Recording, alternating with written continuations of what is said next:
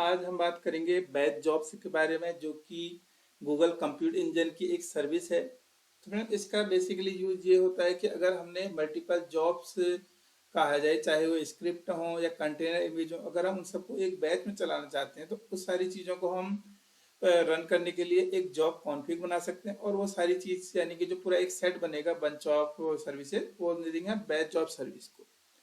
तो फ्रेंड, ये अब बात आती है जो बैच जॉब सर्विस है, हमने इसको कॉन्फ़िग दी। इसके बाद फ्रेंड, जो बैच जॉब सर्विस है ये जितने भी इस जॉब को रन करने के लिए कंप्यूटर इंजीनियरिंग रिसोर्स होंगे उन सब का यूज करेगी, लाइक वीएम टेम्पलेट डिस्क, जो कि इसमें जो हमने स्क्रिप्ट लिखी है उसकी रिक्वायरमेंट के हिसाब से। पर जैसे ही ये जॉब्स जो है अपना सारा काम कंप्लीट हो जाएगा तो उसके बाद ये सारे जितने भी रिसोर्स हैं इनको डिलीट कर देगी। तो फ्रेंड, ये काम है बैच जॉब्स का। अब बात आती है कि इसका हमें क्या बेनिफिट है। बेनिफिट ये है कि अगर हमने कोई भी जॉब से कोई टास्क हमने परफॉर्म करना है तो उस सारी चीज़ों के लिए हमें वीएम डेस्क और ये सारी चीज़ें मैनुअली मैनेज करनी पड़ सकती है। बट अगर हम ये सारी चीज़ें बैच जॉब सर्विस को दे दें तो वो हमारा टास्क जो है उसको परफॉर्म करेगा, उसके बाद सारे रिसोर्स को ऑटोमेटिकली डिलीट कर देगा। तो ये है बेनिफिट बैच जॉब्स का। तो मैं इसको आगे हम जानते हैं जीसीबी कंसोल में जा करके।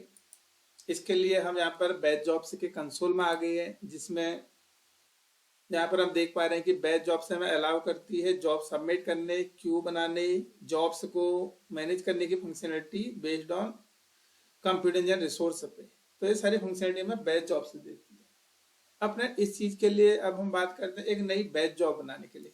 तो इसको हम एक नई जॉब क्रिएट करते हैं। तो फिर यहाँ पर हमारा जॉब का नाम आ चुका है, रीजन डिफाइन कर दिया है हमने, यहाँ पर डिफाइन कर दिया है जोन, किस जोन में हमने ये चीज करनी है। नेक्स्ट जो ऑप्शन आता है वो आता है हमारा वीएम प्रोविजनिंग मॉडल का। वीएम प्रोविजनिंग मॉडल मतलब कि हमने किस टाइप की जो मशीन लेनी है, तो वो सारी चीजों को हम यहाँ पर डिफाइन कर सकते हैं। तो मैं आज की डेमो में हम दो प्रकार की जो जॉब्स हैं उनको रन करेंगे। जैसा कि हमने जाना था, इसमें स्क्रिप्ट है, कंटेनर इमेज को कर सकते हैं। तो पहले हम डिफाइन करते हैं एक स्क्रिप्ट को। तो इस चीज के लिए मैंने जो जॉब्स हैं उनको, जो टास्क है मैंने उनको पहले से ही प्रिपेयर करके रख लिया है। आप अपने हिसाब से चेंज कर सकते हैं।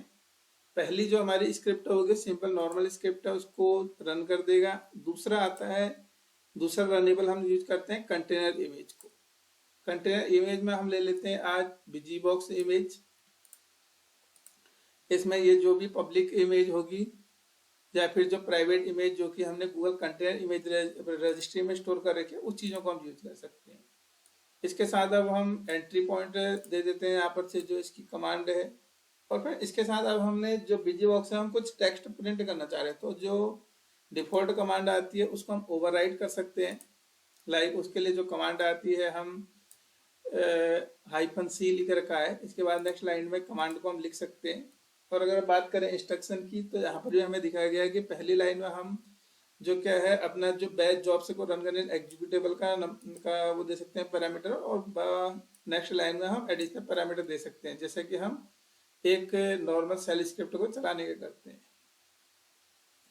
तो मैं ये सारी चीज डिफाइन करने के बाद एक और ऑप्शन मिलता है हमें कंटेनर वॉल्यूम्स का, ताकि हम अगर हमें एक कंटेनर से रिलेटेड कुछ चीज मैनेज करनी है तो वो चीज भी हम कर सकते हैं। तो फिर अब हम चीजों को आगे बढ़ते हैं। यहाँ पर हमने अभी दो रनेबल डिफाइन कर रखे हैं, पहला स्क्रिप्ट, दूसरा कंटेनर इमेज। अब हमें ऑप्शन मिलता है टास्क काउंटर। टास्क काउंट का मतलब ये है कि जो हमने ये टास्क डिफाइन कर रखे हैं कितने बार इटरेट करने, तो इसको हम 1 से 10,000 तक कर सकते हैं ये चीजों को। तो अभी हम इसके लिए डिफाइन कर लेते हैं इसका टास्क काउंट, यानी कि हम इसको 4 बार इटरेट करना चाह रहे हैं। और पैरेललिज्म का मतलब ये है कि हम एक साथ पैरेलली कितने टास्क को रन करना चाहते हैं, तो उसके लिए हम 2 दे दें ताकि हमें डेमो के टाइम पे बेटर तरीके से समझ सकें। फिर नेक्स्ट ऑप्शन आता है टास्क रिसोर्सेज। जितना भी हमने जो यहाँ पर से मशीन ली थी उस मशीन से जितना भी मेमोरी या सीपीयू हो सारा, इसमें हम जितने भी हमने टास्क डिफाइन कर रखे हैं उनके लिए हम सेपरेटली एलोकेट कर सकते हैं कि इसको इतना सीपीयू मिलेगा, इतनी मेमोरी मिलेगी। तो वो फंक्शनलिटी हमें यहाँ पर ऑप्शन अवेलेबल है, क्योंकि कभी नहीं होता है कुछ स्क्रिप्ट हो सकती है नॉर्मल हो, कुछ कंटेनर ज्यादा हैवी हो, तो उस चीजों को हम सेपरेट कर सकते हैं यहाँ पर से। तो मैं ये सारी चीज डिफाइन करने के बाद अब जो लास्ट ऑप्शन आता है स्टोरेज वॉल्यूम का। वॉल्यूम का मतलब ये है कि अगर हमने कोई एडिशनल पैरामीटर मतलब एडिशनल डिस्क हो या क्लाउड स्टोरेज बकेट से हमने कुछ कंटेंट लेना हो या कुछ करना हो तो वो चीज़ों का हम यहाँ पर से यूज कर सकते हैं। बट फ्रेंड अभी के डेमो में हम नॉर्मल डेमो बना रहे हैं तो इस सारी चीज़ों को हम लिमिटेड चीज़ों के साथ जो कि इसका मेन पॉइंट है टास्क उनको लेके चलते हैं। तो फ्रेंड आगे बढ़ने से पहले ये सारी चीज़ें हमारी कमांड ओके है नहीं है इसको हम इक्विवेलेंट कमांड लाइन में क्लिक करके देख सकते हैं। तो फ्रेंड जैसे कि हम देख पा रहे हैं यहाँ पर से हमें गूगल कमांड लाइन एक जी क्लाउड की कमांड देता है कि इसमें हम जी क्लाउड बीटा के जरिए जॉब सबमिट कर सकते हैं और इसके साथ हम जॉब का नाम, लोकेशन और कॉन्फ़िग फाइल दे सकते हैं। जैसा कि मैंने बात करी थी कि इसमें हम स्क्रिप्ट और कंटेनर की इंफॉर्मेशन रखते हैं। तो फ्रेंड जो कॉन्फ़िग फाइल होती है उसका फॉर्मेट होता है जेसन में। इसको हम एक एक्सटर्नल फाइल में भी स्टोर कर सकते हैं। तो फ्रेंड अगर हम चीज़ों को थोड़ी गौर करें तो यहाँ पर से हम देख पा रहे हैं कि जो हमने कंसोल से जो भी हमने इनपुट डाले थे उसके बेस पे इसने कुछ जेसन पैरामीटर बनाई, बट इस केस में हमें कुछ यहाँ पर से एडिशनल या फिर ये कहा जाए एक्स्ट्रा पैरामीटर दिख रहे हैं। तो ये कभी कभी क्या होता है हमें जो हमने इंफॉर्मेशन दे रखी है उसके हिसाब से काम नहीं करते हैं। तो इसी चीज़ों को थोड़ी बेटर वे में हैंडल करने के लिए हम इसको क्लिपबोर्ड में कॉपी कर लेते हैं और अब हम चलते हैं इस चीज़ को CLI के जरिए। बिकॉज मैंने भी मल्टीपल टाइम ट्राई किया था कि जो कंसोल से किया जाए, बट इसमें कुछ ना कुछ एरर दिखा दे रहा है। बिकॉज ये जो हमने पैरामीटर दे रखे हैं -c, इसको ये एडिशनल इसको मतलब 1/m पैरामीटर मानने के बजाय ये /r ये कुछ एक्स्ट्रा पैरामीटर लगा दे रहा है। तो इस चीज़ों को हम थोड़ी इसको हम जी क्लाउड के जरिए करते हैं, सेल स्क्रिप्ट के जरिए करते हैं। तो इसको हम फ्रेंड कैंसिल कर देते हैं। यहाँ पर से जो हमने जॉब बनाई थी उस जॉब को हम कंसोल के बजाय हम जी क्लाउड से बनाना ज़्यादा बेटर प्रेफर करेंगे। तो इसके लिए हमने जो CLI है CLI को ओपन कर लेते हैं।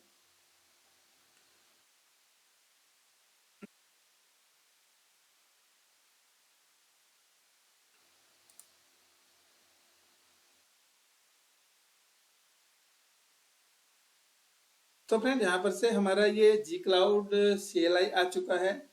अब हम यहाँ पर से उस लोकेशन पे जाते हैं जहाँ पर हम ये फाइल को स्टोर कर सकते हैं। तो हम चलते हैं इसकी होम डायरेक्टरी पे, CD होम, और हम चले जाते हैं अपने यूजर अकाउंट पे।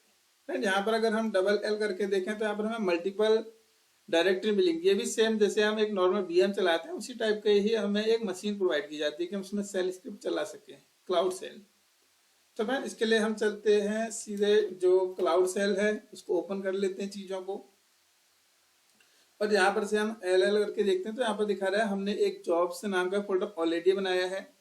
तो फ्रेंड जब हम इसको एक बार ओपन एडिटर करके देख लें जो कि हमने CLI में करा था, तो उस चीज़ को हमको जो गूगल क्लाउड है वो एडिटर की फंक्शनलिटी प्रोवाइड करता है।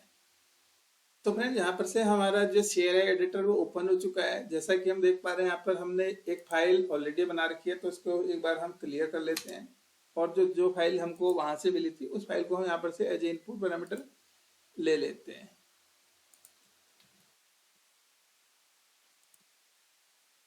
तो फ्रेंड इसमें से हम जो /r है ये एक्स्ट्रा पैरामीटर इसको हटा लेते हैं हम सारी चीज़ों को। तो अब हम इसको एक बार रिव्यू कर लेते हैं तो हमें यहाँ पर से सारी चीज़ें मिल जाएंगी।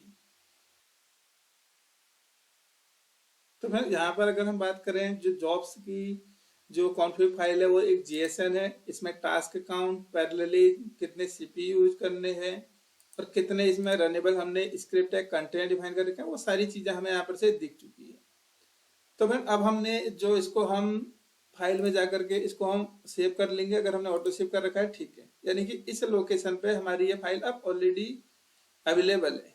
तो फ्रेंड अब हम वापस चलते हैं ओपन टर्मिनल पे और हम बात करते हैं इसको रन करने के लिए। तो इसके लिए हम CD बैच करके दोबारा उस लोकेशन पे चले जाते हैं और हमें देख पाएंगे कि यहाँ पर हमारी एक फाइल एग्जिस्ट है। तो फ्रेंड अब हम वापस से जी क्लाउड CLI जो हमें प्रोवाइड करता है उसी कमांड का यूज करते हैं और अपनी जो जॉब्स है उसको हम रन करते हैं। लाइक हमने जो बेसिक पार्ट है उसका वो चीज़ तो हम ले लेंगे यहाँ पर से।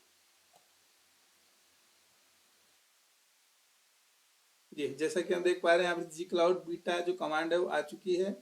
हम इसके लिए जो जॉब का नाम है उस नाम को भी थोड़ी चेंज कर देते हैं, क्योंकि अगर हम नहीं करेंगे तो कभी कभी ये हमें एरर दिखा देता है ये चीज़ों को, मतलब कि नाम ऑलरेडी एग्जिस्ट है। तो भाई यहाँ पर तो अभी तो हमने जो नॉर्मल कमांड्स है वो डिफाइन कर लिए। अब हम इसके बाद जो नेक्स्ट पैरामीटर है वो डिफाइन कर देते हैं कि हमें जो जॉब्स है उसका हम नाम डिफाइन कर देंगे यहाँ पर से।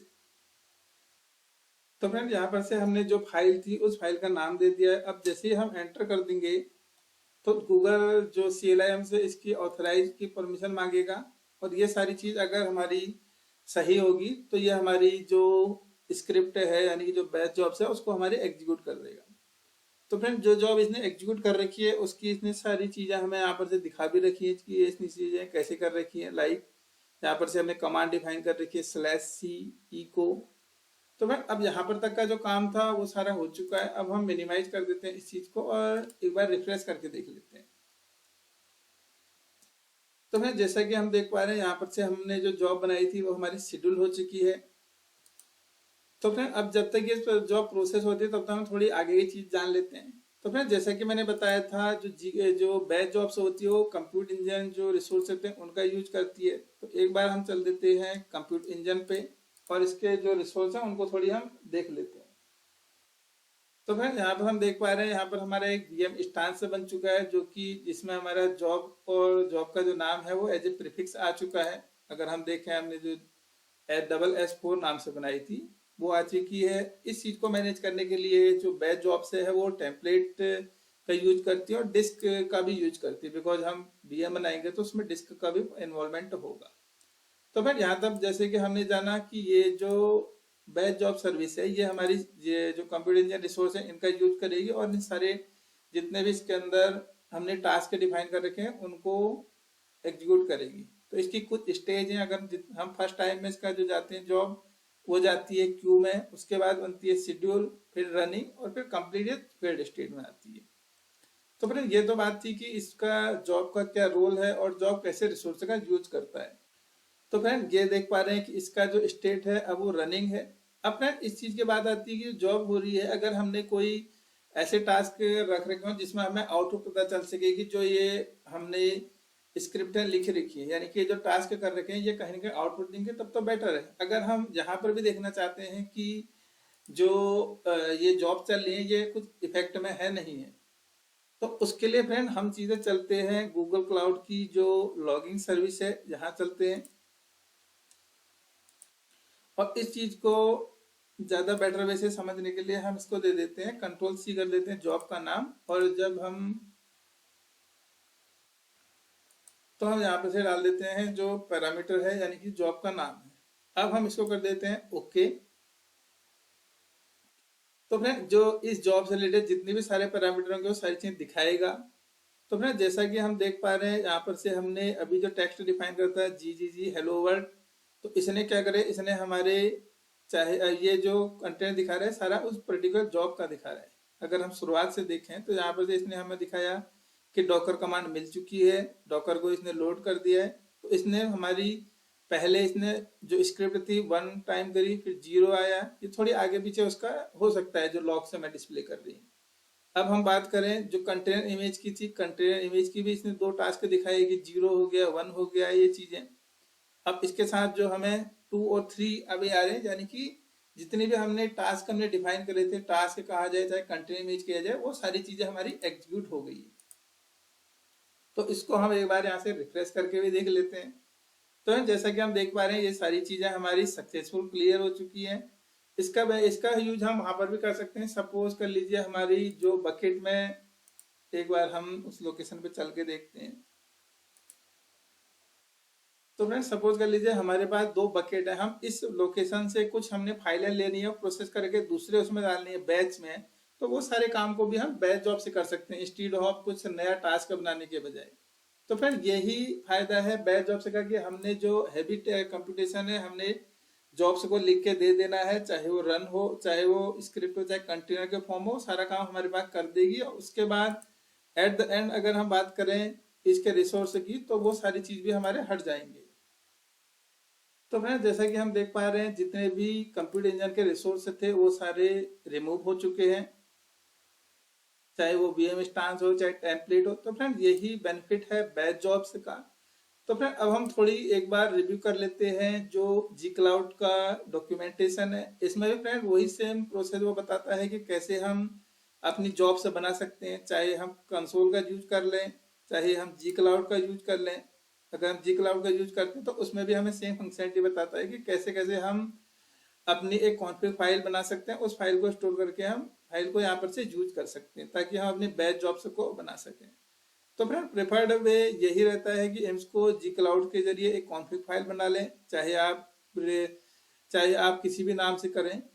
तो उस जेस वो, और जो हमने ध्यान रखने वाली चीज़ है कि जो हमारी कॉन्फ़िग फाइल होगी उसका सारा फॉर्मेट जेएसएन में हो, उसके अंदर कंटेंट सारा ओके हो, मतलब कि इसमें एक्स्ट्रा पैरामीटर नहीं हो, जैसा कि हम इसमें स्लैश आर कुछ एडिशनल पैरामीटर देख रहे हैं।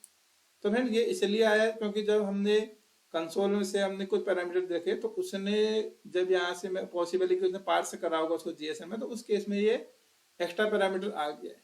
तो इस टाइप की किसी भी इश्यूज को प्रिवेंट करने के लिए बेटर वे है कि हम जी क्लाउड CLI का यूज करें और अपनी जॉब्स को बनाएं। बस जैसे कि हम देख पा रहे हैं जो हमारी जॉब से वो सक्सेसफुल हो चुकी है। तो फ्रेंड आज की डेमो में हमने इसी सर्विस के बारे में जाना। तो फ्रेंड हमसे जुड़ने के धन्यवाद। नेक्स्ट वीडियो में बात करेंगे एक नई टेक्नोलॉजी के बारे में। So friend thank you.